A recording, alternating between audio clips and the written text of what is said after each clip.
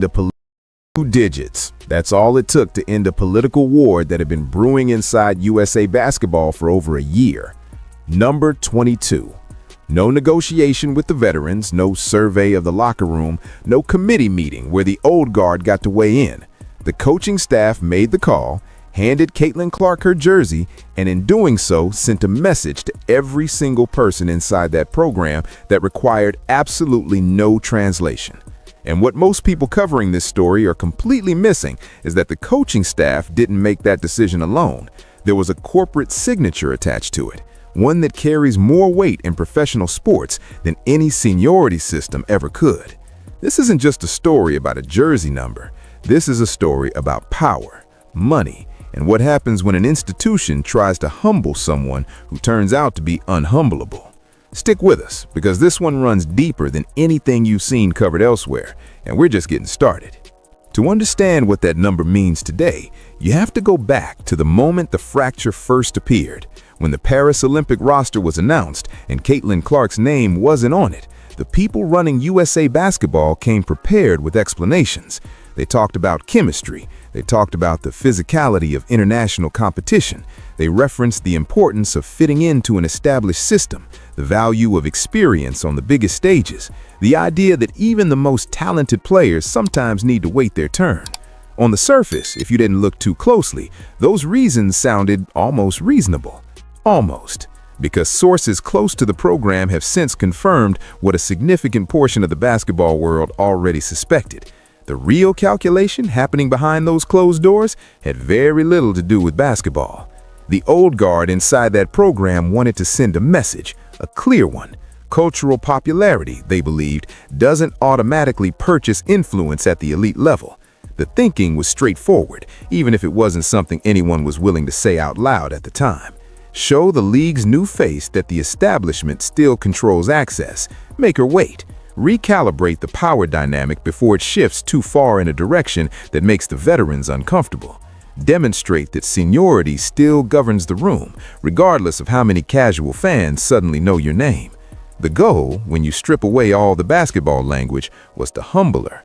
And what happened next became one of the most spectacular institutional backfires in recent sports memory, not just in women's basketball, in sports, period. While Team USA was in Paris collecting gold medals in front of crowds that looked more like Tuesday night preseason games than Olympic competition, Caitlin Clark was back home doing something the women's game had genuinely never witnessed at this scale. She was selling out WNBA arenas in cities where the local team had never once come close to a sellout. She was driving television viewership numbers that didn't just break the league's historical records, they shattered the ceiling so completely that analysts had to go back and reconsider their entire framework for what women's basketball could generate commercially. Merchandise was moving faster than supply chains could physically restock it. Casual fans, people who had never once cleared a calendar for a women's basketball game in their lives, were suddenly rearranging their entire schedules around the Indiana Fever. The cultural shift wasn't gradual, it wasn't slow building, it was immediate, and it was massive, and it was impossible to look away from. The numbers tell that story better than anything else. WNBA viewership during the 2024 season hit levels the league had never come close to in its entire history. Games featuring the Indiana Fever were drawing audiences that dwarfed not just WNBA records, but benchmarks that most sports media analysts had written off as permanently out of reach for women's professional basketball. The Fever became the most watched team in the league by a margin that wasn't even competitive. Road games in opposing arenas drew Clark-driven crowds that made home fans outnumber the locals. Think about what that means. Fans were traveling to opposing cities just to watch her play. In a league where away games into cultural events, the merchandise numbers were equally staggering. Her jersey moved at a pace that hadn't been seen at the WNBA level and that competed directly with the top-selling jerseys across men's professional sports. Retailers couldn't keep product on shelves. The supply chain, which had never been built to handle demand at this scale for a women's basketball player, was visibly struggling to keep up. USA Basketball was watching all of it unfold in real time from across the Atlantic, and the people running the program's financial models, the ones responsible for sponsorship revenue, broadcast partnerships, and long-term commercial viability, were forced into a conversation that nobody in the institution wanted to have publicly. This wasn't just a cultural miscalculation, it was a financial one. And in professional sports, at every level and in every organization, nothing gets corrected faster than a financial mistake. Nothing. The conversation that followed the Paris Games, according to sources familiar with the internal dynamic, was not a warm invitation extended from a position of institutional confidence. It was not a tap on the shoulder from an organization that felt it had made the right call and simply wanted to move forward graciously. It was a negotiation, a real one. And Caitlin Clark walked into it holding every meaningful chip on the table. She had the audience, she had the cultural momentum that the program desperately needed to make the 2028 Los Angeles Olympics the kind of event that justifies the investment being made around it. She had a rookie season that had statistically dismantled point by point every single argument that had been used to justify leaving her off the Paris roster in the first place. She led the Fever in assists, she dragged a franchise that entered the year projected for lottery territory into postseason basketball on basketball IQ, competitive will, and a passing range that opposing defenses simply had no clean answer for. Every metric, every highlight, every filled arena pointed in exactly the same direction. The case against her readiness for elite competition was not just weakened, it had been archived, sealed, and filed away where it could never be credibly reopened. And on top of all of that, she brought one additional piece of leverage into that room. One that the basketball conversation keeps dramatically underplaying, even though it may be the single most decisive factor in everything that has happened since. And that factor has a logo on it. Nike's investment in Caitlin Clark, by every credible report that has come out of the sports business world, represents one of the most significant athlete endorsement commitments in the history of women's sports. The exact numbers aren't publicly confirmed in full, but the scale of the brand architecture Nike has built around her makes the investment impossible to minimize. Reports have placed the value of her Nike deal in territory that puts it among the most lucrative endorsement arrangements any female athlete has ever signed. And when you look at what Nike has actually built around her name, the number becomes easier to believe. Global marketing campaigns running simultaneously across multiple continents, retail programs operating in dozens of markets, a merchandise ecosystem that, by most estimates from sports business analysts, is functioning at 9-figure scale annually. Signature products at multiple price points designed to capture every segment of a consumer base that didn't exist at this size 3 years ago. Brand identity infrastructure that took years of planning, enormous capital investment, and a serious long-term bet on a single athlete's ability to sustain and grow her cultural footprint. And at the center of all of it, embedded into the logo itself, stitched into every piece of merchandise that carries her name and image, printed on every campaign that runs in every market, is a specific number, number 22. That number is not Caitlin Clark's preference the way some athletes prefer a lucky number. It is her registered brand identity. It is the number that was attached to her name when she was at Iowa, rewriting the NCAA scoring record and placing women's college basketball on a completely different cultural planet. It is the number that Nike's design team spent months incorporating into visual identity systems. It is the number that Nike's marketing team built campaign architecture around. It is the number that Nike's global retail operation embedded into product lines that ship to dozens of countries. When a corporation of Nike's size and financial sophistication makes that kind of investment in a single athlete, when that number is woven into campaigns reaching audiences in markets across the world, it creates a situation where putting that athlete on the world's biggest stage in a different number makes exactly zero business sense. Zero. The financial logic of maintaining number 22 across every context where Caitlin Clark appears publicly is so airtight that the conversation inside USA Basketball probably wasn't particularly long. The people with a 9-figure financial stake in that specific number made sure it traveled with her. That is not speculation. That is not a conspiracy theory. That is simply how corporate sports partnerships function when the investment is large enough to matter to people whose entire job is protecting it. The coaching staff confirmed the number, but make no mistake about who was in the room when the actual decision was made and whose interests shaped the outcome. Nike's broader strategic play here is worth understanding because it reframes the entire jersey conversation. The company has been watching the growth curve of women's basketball with the same analytical intensity it applies to any market it has decided to dominate. The WNBA's commercial expansion over the last 2 years has been the kind of growth story that changes how major corporations allocate resources.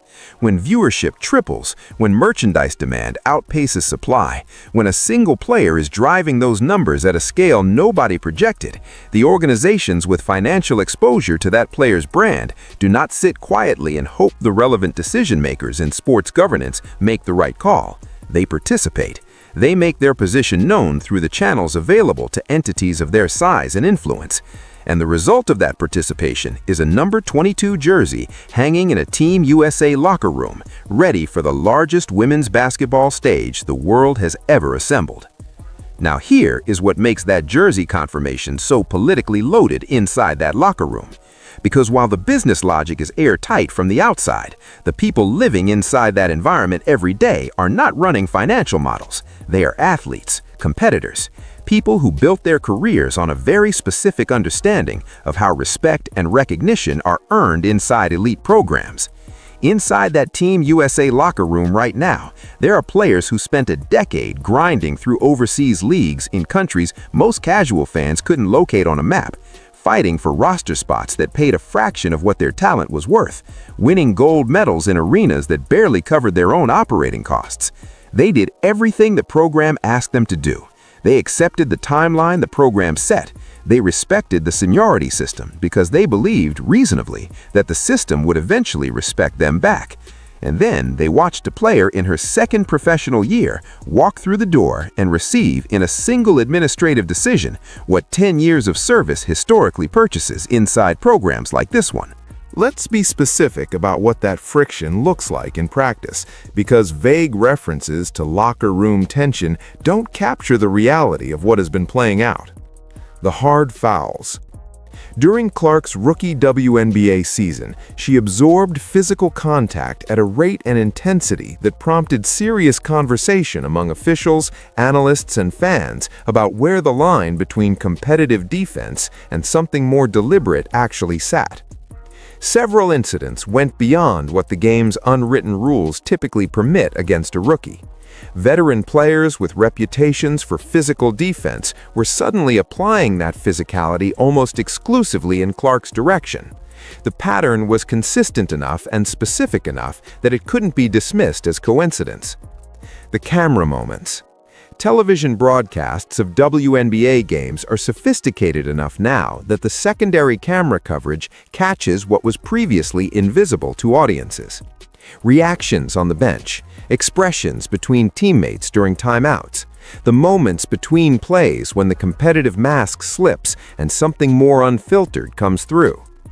Some of what those cameras caught during Clark's rookie season was the kind of material that clip accounts spent weeks analyzing. None of it was flattering to the idea that the transition was going smoothly behind the scenes. The media comments. Specific veterans with enough profile and credibility to make their words land with weight chose podcast appearances and media availability sessions to raise what they framed as analytical questions about Clark's impact. Were her numbers a product of genuine elite skill or a reflection of a system designed to maximize her visibility? Was the cultural attention she was receiving proportional to her actual basketball contribution or inflated by factors that had nothing to do with what she was doing on the court? These weren't questions asked in the abstract. They were asked by people with names, with histories inside the program, with credibility earned over years of elite competition. And they were asked in the specific window when the Paris exclusion debate was freshest and the institutional power balance was most unsettled. None of those signals were accidents. None of them were misread, and none of them disappear with a jersey number assignment, no matter how loaded that assignment is symbolically. But here is the thing. The coaching staff confirmed the number publicly anyway. That confirmation is its own message, a clear one. It tells you precisely what conversations have already taken place behind closed doors, and it tells you exactly where those conversations landed. A line has been drawn. The program has communicated in the clearest possible terms which direction it is heading between now and 2028. Get on board or get left behind. And the statistical argument for getting on board is one that nobody inside that locker room, regardless of their personal feelings, can honestly argue against. Here is where the media's role in all of this deserves its own honest accounting, because the press coverage surrounding Caitlin Clark over the last 2 years has not been a neutral mirror held up to events as they unfolded. It has been an active participant in shaping the narrative, and not always in ways that reflected what the evidence actually supported. When Clark was putting up numbers at Iowa that no player in the history of college basketball, men's or women's, had ever matched, a significant segment of the sports media infrastructure responded not with straightforward coverage of an historic achievement, but with a sustained effort to contextualize, qualify, and in some cases actively minimize what was happening. The competition-level arguments, the conference strength debates, the suggestion that her numbers were inflated by a system designed around her strengths in ways that wouldn't translate to the professional level. All of it was presented as analytical rigor, and some of it, in isolation, represented legitimate basketball conversation. But the volume of it, the consistency of it, the specific framing choices that kept appearing across outlets that don't typically coordinate their coverage, told a different story. There was an institutional discomfort with what Clark represented. A player who didn't fit the existing template for what women's basketball stardom was supposed to look like was generating attention that threatened to reorganize the entire cultural hierarchy of the sport. And segments of the media ecosystem that had built their credibility around the existing hierarchy had a vested interest in slowing that reorganization down. The Paris Exclusion coverage was the most revealing moment in that entire dynamic. When the roster was announced without Clark's name, the mainstream sports media largely accepted and amplified the official explanations: chemistry, experience, system fit. Very few outlets pressed hard on the financial and political subtext that sources closer to the situation were already describing in detail. The questions that should have been front and center about what Clark's omission meant for the program's commercial trajectory, about the power dynamics between established veterans and a player whose cultural footprint was already larger than any of theirs, about who specifically was driving the exclusion and what their motivations actually were, those questions were largely left unasked. And then the season happened, and the numbers came in, and the arenas filled up, and the merchandise sold out, and the same outlets that had spent months carefully managing the narrative around Clark's readiness found themselves in the awkward position of having to cover a story that had comprehensively answered every question they had been raising. The recalibration has been visible in real time. The tone has shifted, the framing has changed, but the credibility cost of the original coverage remains, and it belongs to the specific voices that chose to spend a year questioning something the evidence was already answering. Those voices have a front-row seat now. The story they helped shape has been replaced by a different one, and the jersey hanging in that locker room is the proof. Clark led the Indiana Fever in assists during her rookie season. She broke records that analysts had genuinely assumed would stand for years. She took a franchise operating at the bottom of the league's competitive spectrum and pulled it into postseason basketball through a combination of basketball IQ, relentless competitive intensity, and a passing range that created problems defenses encountered no reliable solution for. But let's go deeper than the headline numbers, because the headline numbers only tell part of the story. Clark's ability to function as a primary playmaker at the WNBA level as a rookie was, by any honest historical measure, extraordinary. Point guards typically require multiple seasons to develop the court vision, defensive read recognition, and positional decision-making that Clark was displaying consistently from the opening weeks of her first professional season. The processing speed, the ability to identify where the defense is vulnerable before the play develops and to deliver the ball to the right spot at the right moment with the right pace, that is a skill that veteran players spend years developing. Clark arrived with it essentially fully formed. Her shooting range created a different kind of problem for opposing defenses. When a player can credibly threaten the basket from distances that most defenders have been trained not to respect, the entire defensive structure of the opposing team has to adjust. Help rotations that normally function reliably break down. Closeouts that would be automatic against most players become dangerous gambles against someone with Clark's release speed and consistency from range. Defenses that committed to stopping her passing opened up driving lanes. Defenses that committed to stopping her driving opened up the three-point line. There was no clean answer. There still isn't one. The argument about whether she belongs at the elite international level is not just settled. It has been settled, documented, analyzed, and put away. It is no longer a conversation that serious basketball people are willing to have in public. The 2028 Los Angeles Olympics represent the largest stage women's basketball has ever had access to on American soil. The coaching staff is not building a roster around legacy or rewarding seniority for its own sake. They are building around what produces the most dominant possible result in front of the biggest possible audience. And the player they have chosen to center their offensive architecture around creates structural problems for opposing teams that no scheme has reliably solved.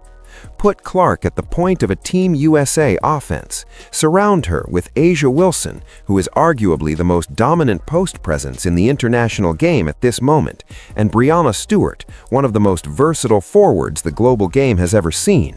Clark reading defensive coverage at the top of the key, identifying the mismatch, and delivering the ball to Wilson or Stewart in exactly the right position to do damage is not just a basketball team, it is a systemic problem.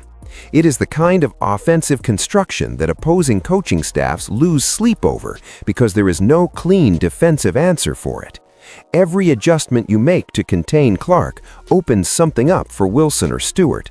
Every resource you commit to slowing down Wilson or Stewart leaves Clark with space to operate that she will punish without hesitation. The talent around Clark makes her better, and Clark's presence makes the talent around her dramatically more dangerous. That combination, on home soil in front of the largest women's basketball audience ever assembled, is what the program is now building toward, and what it produces in Los Angeles could be the defining moment in the history of the women's game. Students of the game have watched a transition like this one before. When the Dream Team era shifted generationally from Magic Johnson and Larry Bird to Michael Jordan, it was not a smooth process. There were egos involved. There was real friction, competitive pride colliding hard against the undeniable direction the game was moving. Players who had defined an era struggling with the reality that a new era had already begun, whether they were ready to accept it or not. Veterans who had earned everything the sport had to offer, finding it genuinely difficult to process the idea that someone else was now the gravitational center of the enterprise they had given their careers to. That friction was real. It was uncomfortable. It played out in ways that weren't always visible to the public, but were absolutely felt by everyone inside those programs. But it was necessary. It was the price of the transition. And what emerged from the other side of it was the most dominant, sustained run in the history of basketball. The women's game is living through its own version of that exact moment right now. The circumstances are different. The sport is different. The specific pressures and dynamics are different, but the fundamental structure of what is happening, a generational transition that the old guard didn't choose and didn't control, playing out in real time with all the friction and resistance that such transitions always produce, is exactly the same. And like every generational transition before it, this one will be judged not by how comfortable the process was, but by what it ultimately produces on the other side. The number on that jersey is the flag planted in the ground, the formal institutional declaration that the era has changed hands. Every voice that spent the last year filling podcast episodes and comment sections, publicly minimizing Clark's legitimacy, including the names that were specific and deliberate enough to put their actual credibility on the line, now has a front row seat to the answer they were given. The same media infrastructure that spent 12 months carefully constructing the narrative, questioning whether she was really that important, now watches number 22 get positioned globally as the symbol of American basketball's future. That is not a small irony. That is a complete institutional reversal. And everyone who participated in building the other narrative is going to have to live with it publicly, in a sport that has a very long memory for who said what and when. The pressure Clark carries into this role is real, and anyone telling you otherwise is not being straight with you. If Team USA struggles at any point between now and the podium in Los Angeles, the narrative machine will not hesitate. It will move fast and it will move hard. The same infrastructure that questioned her on the way up will be ready to declare her overrated on the way down. That is the reality of occupying the position she now holds. But the tape on Caitlin Clark performing under pressure has returned the same result at every level of this sport, from high school through the most scrutinized rookie season women's basketball has ever produced. The bigger the moment, the sharper the focus. She does not shrink under pressure. She expands. She has been the primary focal point of every program she has ever played in, and that pattern has never once broken regardless of the stakes, the scrutiny, or the specific nature of the opposition in front of her. A player who was told to wait, who was told the establishment would determine her timeline, forced the entire institution to move on her schedule instead. She did it in a single year, without a seat at the table, without institutional support, without the endorsement of the veterans whose approval the system told her she needed to earn first. She did it by filling arenas, breaking records, and producing a rookie season that made every argument against her look not just wrong, but embarrassing in retrospect. The number she wore at Iowa, the number Nike built a 9-figure brand ecosystem around, the number that just ended a political war inside USA basketball. That is the number that will represent this country on the world stage when the eyes of the sports world turn to Los Angeles in 2028. The critics have gone quiet. The doubters are recalibrating. The institutional bet has been placed publicly and officially. And if the last year taught us anything at all, it taught us this. Betting against Caitlin Clark is the worst investment anyone in this sport has ever made. The establishment tried to write her out of the story. Instead, she became the story. And in 2028, in front of the biggest audience women's basketball has ever had, she is going to finish it. 2 words. That is all it took to set the entire world of women's basketball on fire. Someone inside the Team USA training facility in San Juan heard them first. Then a teammate heard them. Then someone with a phone passed them along, and within hours, those 2 words, "I quit," had traveled from a gym in Puerto Rico to every corner of the internet faster than any official roster announcement USA Basketball has ever managed to produce.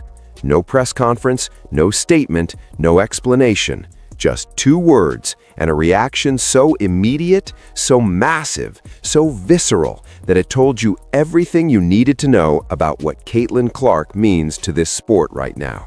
Not just to her fans, not just to Indiana, to the entire architecture of women's basketball as a commercial, cultural, and competitive entity in 2025. Think about that for a second.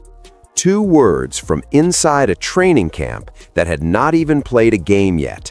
No footage, no box score, no on-court incident that anyone could point to and analyze. Just a whisper moving through a facility in Puerto Rico, and within the hour, sports media was fully mobilized. Podcasts were recording emergency episodes. Twitter threads were stretching to 30, 40, 50 posts. Former players were going live on Instagram. Beat reporters who cover the WNBA were lighting up group chats. The reaction was not proportional to the information available. It was proportional to the person at the center of it. And that gap between how little was confirmed and how enormous the response was tells you more about Clark's position in this sport than any statistic ever could. But here is what almost every headline completely missed. This was not a breakdown. This was not emotion overriding logic. This was not a star player throwing a tantrum because she was not getting enough touches in a glorified practice session. This was the final crack in a pressure system that had been building for over a year. Stress fractures accumulating quietly beneath the surface until one specific decision inside one specific coaching staff made the whole thing structurally impossible to hold together any longer. What happened in that training camp was not a surprise to anyone who had been watching this situation closely. It was the logical destination of a pattern that started long before anyone boarded a flight to Puerto Rico. A pattern built from roster politics, coaching conflicts, system mismatches, and a sports institution that has historically been far more comfortable managing its stars than empowering them. And if something about this entire situation felt wrong to you from the moment that coaching staff was announced, you were right. We are about to connect every dot they glossed over. Start here because the context is everything. Caitlin Clark just completed the best rookie season in the WNBA history. Not one of the best, not arguably the best. She led the entire league in assists. She finished third in scoring. She took the Indiana Fever from 13 wins to 24 wins in a single calendar year. That is not incremental progress. That is not a team trending in the right direction. That is a franchise transformation, executed inside 12 months by a player who had never played a professional game before tip-off in May. And it happened in front of the largest audience women's basketball had ever drawn in the history of the sport. Not just the largest for that particular season, but the largest ever recorded since the league began keeping track. Television ratings climbed at a rate the WNBA had never experienced before. Arena attendance climbed. Road game attendance climbed, meaning opposing teams were selling out buildings in cities that had previously struggled to fill half the seats on a good night because Clark was the visiting player and people wanted to be in the building when she played. Merchandise moved at levels the league had never tracked before. Casual fans, who had never once watched a WNBA game, were suddenly checking box scores on Tuesday nights because Clark was playing. People who openly admitted they did not follow women's basketball, who had no prior connection to the sport, no team loyalty, no established viewing habit, were tuning in and staying tuned in because of one player. The growth was not subtle, and it was not gradual. It was seismic, and it was concentrated. Every analyst, every executive, every person inside the sport with functioning eyes could see exactly where it was coming from. This was a talent-driven phenomenon attached to one specific name, and the WNBA, to its credit, understood immediately that what it had on its hands was something it had never had before. Not just a great player, but a player whose presence was actively changing the commercial reality of the sport in real time. This was the environment Clark had built in year one. Built from scratch, in a market that had been largely dormant for years, with a roster that had missed the playoffs in 11 of the previous 12 seasons. None of it came easily, because this is the same player that USA Basketball had looked at just 1 year earlier and decided was not ready. Cast your mind back to the summer of 2024. The Paris Olympics roster was being finalized. Clark had just been selected first overall in the WNBA draft. Her professional career had not yet produced a single game, a single assist, a single moment at the WNBA level. USA Basketball made their decision before she ever stepped onto a professional court, before she had played a single meaningful minute in the league she had just entered. She was left off. The official explanation was clean and straightforward. She had not yet proven herself at the pro level. Give her time, they said. Let her develop. come back when you have a body of work that justifies inclusion in a program with this level of competition and this level of expectation. It was a defensible position on its face. You could construct an argument for it, and plenty of people did. But the timing was uncomfortable, because the decision was made before the evidence existed either way. She was not evaluated based on professional performance. She was excluded based on the absence of professional performance. A circular logic that conveniently kept the door closed at exactly the moment when the most anticipated women's basketball player in a generation was entering the league. So she went out and built the body of work they said she needed. She did not just meet the bar they set, she cleared it by a margin that left the sport struggling to find historical comparisons. The records fell one after another. The ratings climbed week after week. The attention compounded on itself until women's basketball was generating cultural conversations it had never been part of before. When the 2025 Team USA roster dropped on February 4th, her name was finally on it. 12 names in a list, Clark somewhere in the middle. No feature image, no spotlight, no video announcement, no acknowledgement that this specific woman had done exactly what they asked of her and then exceeded it in front of the biggest audience the sport had ever assembled. One comment online captured the feeling of that moment better than any sports column managed to. She had broken every record she could touch, and they still treated her like a backup plan. That single sentence earned over 40,000 likes before the roster announcement itself had widely circulated. People felt what was underneath it immediately. The institutional coldness of that announcement was not lost on anyone who had been following Clark's year. After everything she had delivered, after the records, after the ratings, after the cultural shift she had single-handedly accelerated, the acknowledgement was a form letter, and that photo, that flat, bureaucratic list of 12 names, was just the opening signal. The real story arrived 3 days later. When the coaching staff was revealed, the temperature in the conversation shifted fast, and it shifted hard. Kara Lawson from Duke was named head coach. On paper, the resume holds up.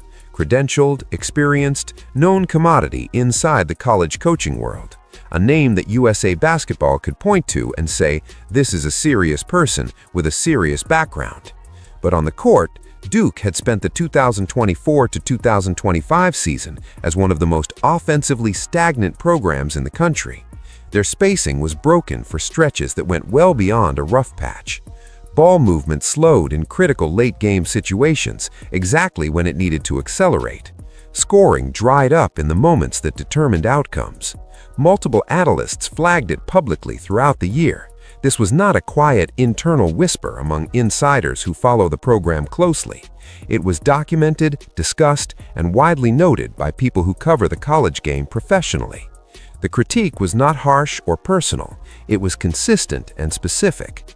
Duke's offensive architecture under Lawson struggled with the same problems in the same moments repeatedly.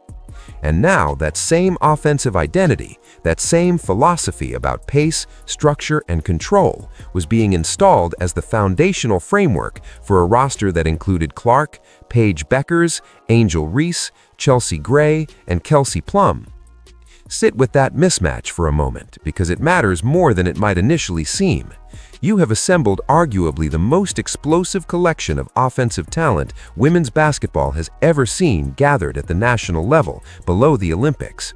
Players who, when given space and freedom and a system designed around movement and pace and creative decision-making, can dismantle any defense on the planet.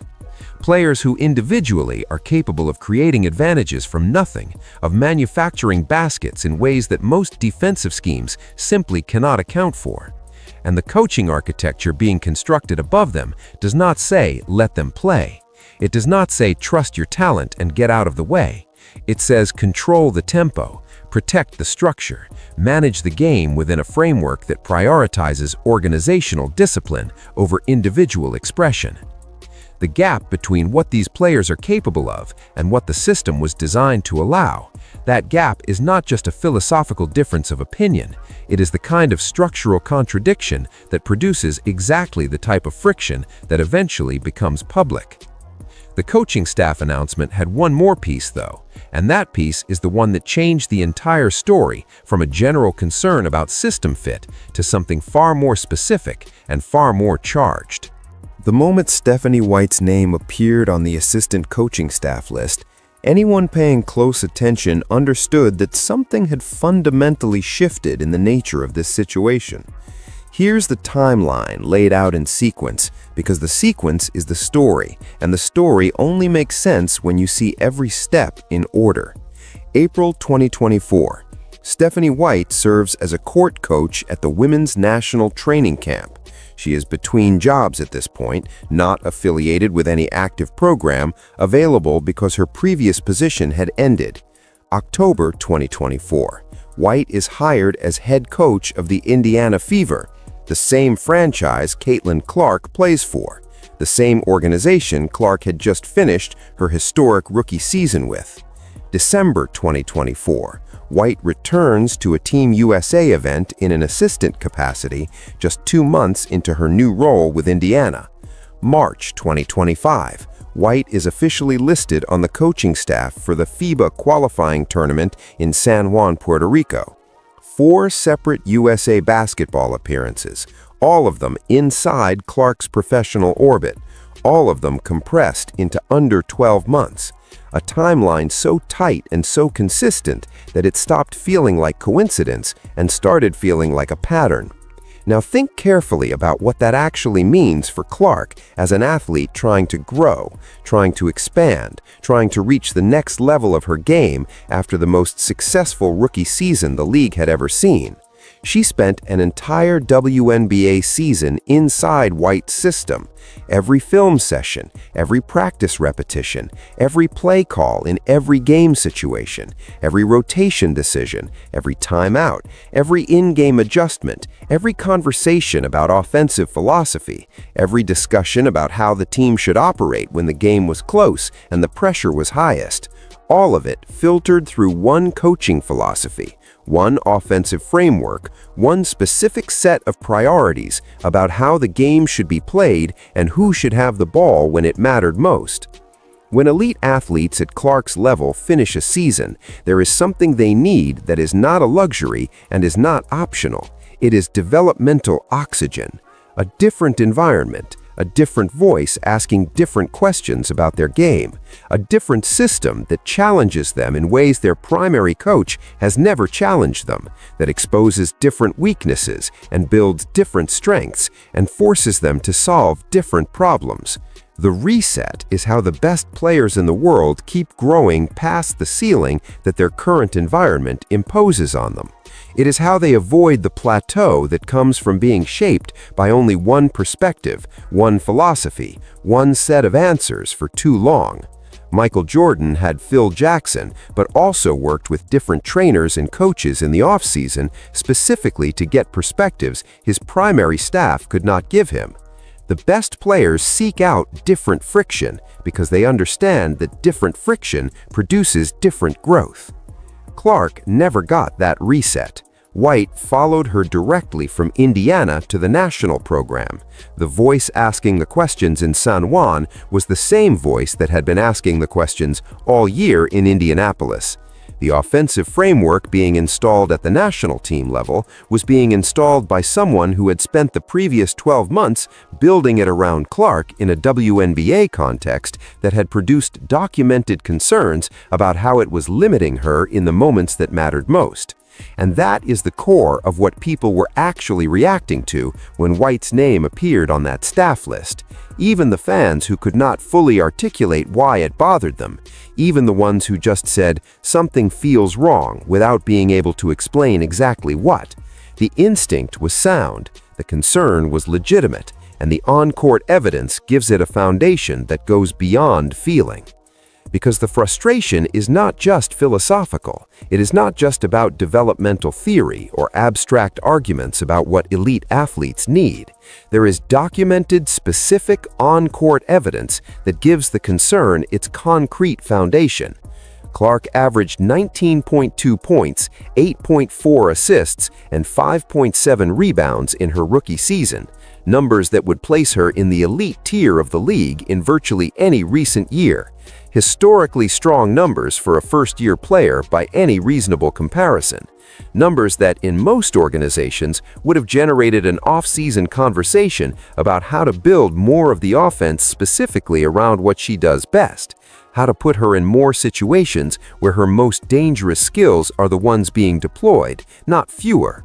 But analysts tracking her usage patterns through the full season identified something important sitting just beneath those headline statistics. Her shot attempts dipped in specific high-leverage moments. Her fourth-quarter involvement in close games ran consistently below what you would expect from a player performing at her individual level throughout the rest of those same games.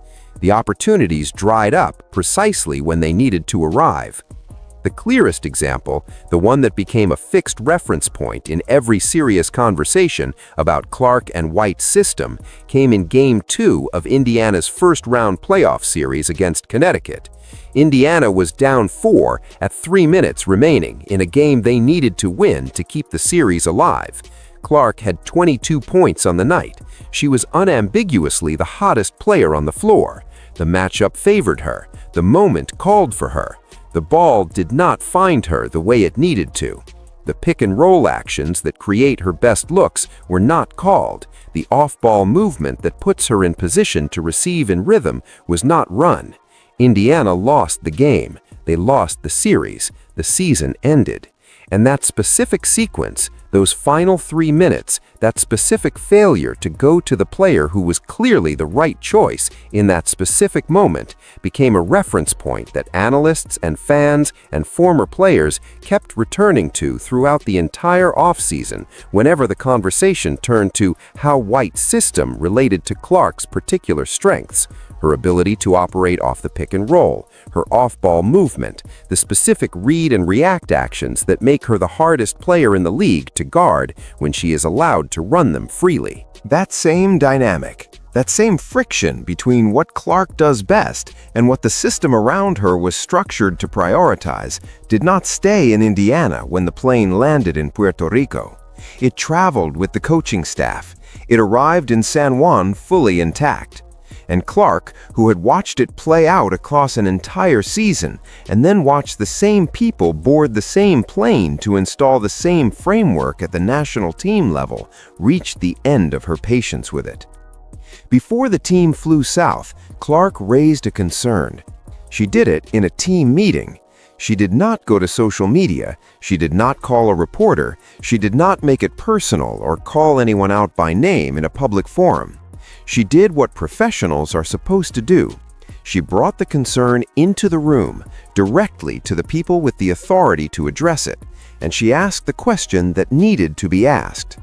Why was the offensive structure limiting pick-and-roll actions and off-ball movement for the guards? Specifically, the actions she is most dangerous running. Specifically, the things that had produced her historic rookie numbers. Specifically, the things that had been absent in the moments that cost Indiana their playoff series. It was a professional question, a legitimate basketball question. The kind of question that, in a functional organizational environment, gets a thoughtful answer and opens a productive dialogue about how to deploy the roster's talent most effectively. Kara Lawson responded. The exchange reportedly became heated. Not a quiet professional disagreement that gets filed away and revisited at the next film session. Heated. Voices elevated. The room changed. The kind of exchange that travels through a locker room before the meeting is even officially over, because people can feel when something significant has just happened, even if they did not hear every word. After that meeting, word moved through the camp fast. Clark had told teammates she was done, that she was seriously considering walking away from the tournament entirely, that she had reached the point where staying felt like it was working against her rather than for her. Those two words, "I quit," started circulating inside the facility before USA Basketball had any realistic chance of getting ahead of the story or shaping how it would be told. By the time anyone in an official capacity could have assembled a statement or called a press conference or reached out to a trusted reporter to frame the narrative, it was already everywhere. The story had escaped the building before the building knew it was gone. Clark showed up to practice the next morning. She was there. She laced up. She ran the drills. She did not get on a plane and fly home. But sources who were present inside the facility described her as visibly different from the player who had arrived at camp days earlier. Quieter, less engaged. The energy she had brought into the facility at the start of camp, the energy that makes her the player she is, the competitive intensity that drives everything she does, had changed in a way that was immediately noticeable to anyone who had been around her for more than an afternoon. The shift was not invisible. It was felt throughout the facility.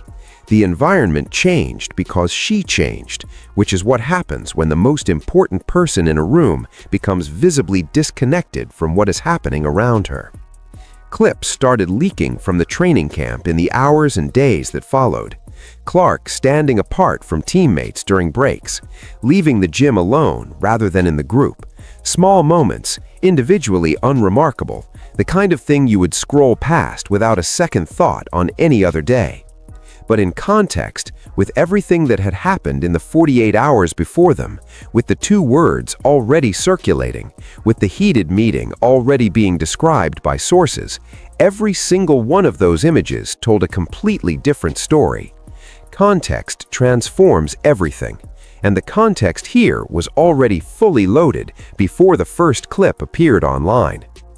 Here's why this extends far beyond a qualifying tournament and why the stakes of what happened inside that gym in Puerto Rico are genuinely significant for the future of the sport. San Juan is not just a tournament. It is the first major audition for two events that represent the highest possible platform women's basketball has ever been given the opportunity to stand on. The 2026 FIBA World Cup in Berlin, and the 2028 Olympics in Los Angeles, on American soil, in an American city, in front of an American audience that is more invested in women's basketball right now than at any point in the history of the sport. These are not abstract future milestones. They are the stages that will define the next chapter of this sport's growth. And the roster decisions that lead into those stages are not made in a vacuum. They are informed by what happens in the auditions that come before them. San Juan is one of those auditions, one of the most important ones. Players who get meaningful minutes here, who operate inside systems designed around their actual skill sets, who are trusted in high-leverage situations, who demonstrate they can perform at this level in this environment, those players carry a real and measurable momentum into the decisions that follow. Players who are managed into limited roles, who are forced into offensive structures that actively work against their strengths, who are not trusted with the ball when the game is on the line, those players are fighting an uphill narrative when the bigger selections happen, regardless of what their WNBA statistics say. Chelsea Gray and Kelsey Plum are both veterans with Paris gold medals, both players who carry years of institutional history with the people making decisions inside USA Basketball's selection structure. They know how the system works because they have navigated it successfully for years. Clark enters this environment as the statistically dominant force in current women's basketball, but USA Basketball's traditional culture has always placed significant weight on longevity, on institutional relationships, on hierarchy built over time through years of participation in the national program. Raw performance metrics are important, but they operate within a culture that values other things too. And with Stephanie White on the bench, whose Indiana rotations had already demonstrated a documented preference for veteran-initiated sets in the critical moments of close games, the concern inside Clark's camp is not hypothetical or paranoid. It is backed by a specific, documented, publicly observable year of evidence that every serious analyst who covers the WNBA watched play out in real time. And here's the trap, the specific structural trap that makes this situation particularly dangerous for Clark's long-term positioning. If she underperforms at this tournament, the narrative will not be complicated. It will not take into account the system she was placed in, or the minutes she was given, or the actions that were or were not called for her in the moments that determined outcomes. If her numbers in San Juan fall below expectations, if she operates off the ball in situations where she should be the primary action, if the system limits her the way Indiana's did in the playoff moments that became the defining reference points of her first season, the story that gets written will not focus on any of that context. It will focus on the player, not the structure, not the coaching decisions, not the mismatch between what the system was designed to do and what the player being placed inside it is best at doing. The player. Clark takes the blame. Couldn't perform at the national team level, couldn't adapt to a different environment, needs a specific set of conditions to produce her numbers. Not a true winner, not someone you can build around when the stakes are this high. That is the story. And once it is written, it does not get easily rewritten. It follows her into the next roster cycle and the one after that. That is the pattern. It is not unique to women's basketball. It is not unique to this situation. It has played out in team sports at every level in every era more times than anyone can count. A player gets placed in a system that does not fit their game, the system underperforms, the player gets blamed for the underperformance. The system remains protected because the system is controlled by the people doing the evaluating. The player has to fight a narrative they did not create to reclaim a reputation they should never have had to defend. The fact that Clark identified this pattern, walked into a team meeting and said something about it directly, in the room, to the coaching staff, before the tournament started rather than after it ended, that is not the behavior of someone creating unnecessary drama. That is the behavior of someone who understood exactly what was at stake for her career and for her long-term relationship with USA Basketball, and who refused to let it play out in silence. That takes more composure than staying quiet, and it is worth recognizing for what it is. Here is where things actually stand. Clark did not officially withdraw from the program. She is still in Puerto Rico. She showed up the next morning. She practiced. She has not boarded a plane home. And that single fact that she is still there, still in the building, still in the uniform, tells you something important about the larger picture she is playing toward and the level of strategic clarity she is operating with, even in the middle of what is clearly a genuinely difficult situation. The 2028 Olympics in Los Angeles, on home soil, in front of the American audience that she personally helped bring into this sport in numbers it had never seen before, that is the destination. That is the stage that makes everything else worth navigating. A home Olympics, in a sport whose growth she has driven more than any other individual, in a city that will be watching women's basketball with a level of cultural investment it has never matched. Leaving now, burning the relationship with USA Basketball in a public, definitive, and unambiguous way costs her something real in terms of what comes next. It costs her positioning in the roster conversations. It costs her the institutional goodwill she will need when Berlin and Los Angeles selections are being made. She knows that, she has thought about it, and she is still there. But still being there does not mean the tension has resolved. It does not mean the concerns raised in that team meeting have been addressed, or that the system has been adjusted, or that the relationship with the coaching staff has been repaired. It means she is managing something very difficult in a very compressed timeline with enormous long-term consequences attached to every decision she makes and every word she says and every morning she shows up or does not show up to practice.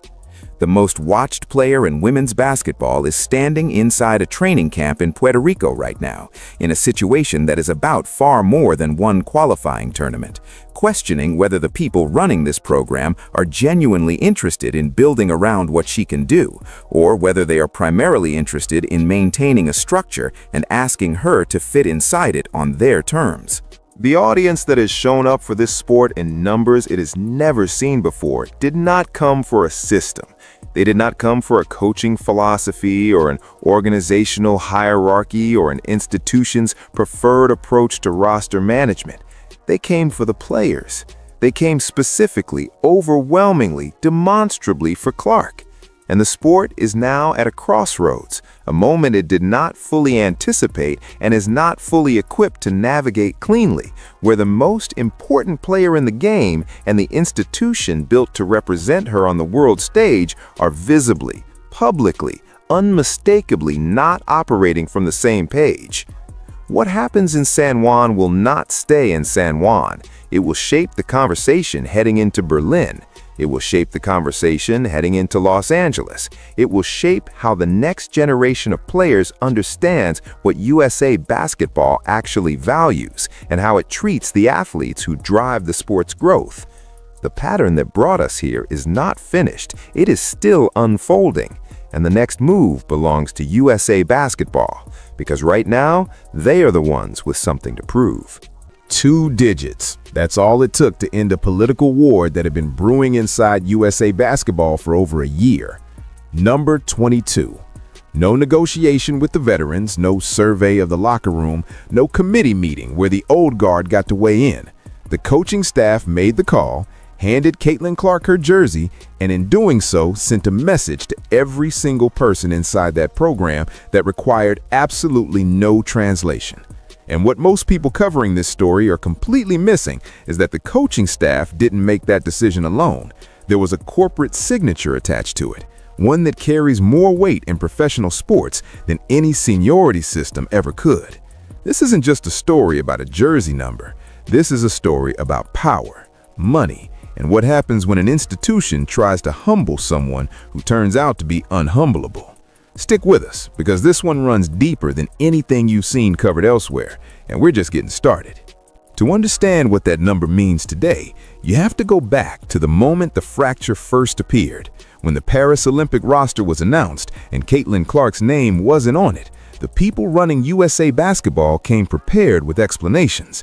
They talked about chemistry. They talked about the physicality of international competition.